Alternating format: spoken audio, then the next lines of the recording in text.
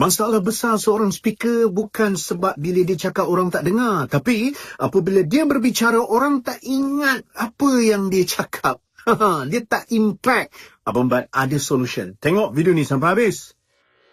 Ramai speaker terlalu sibuk nak nampak pandai, nak nampak brilliant. Slide cantik, istilahnya power, suara confident. Tapi bila audiens balik je, kosong.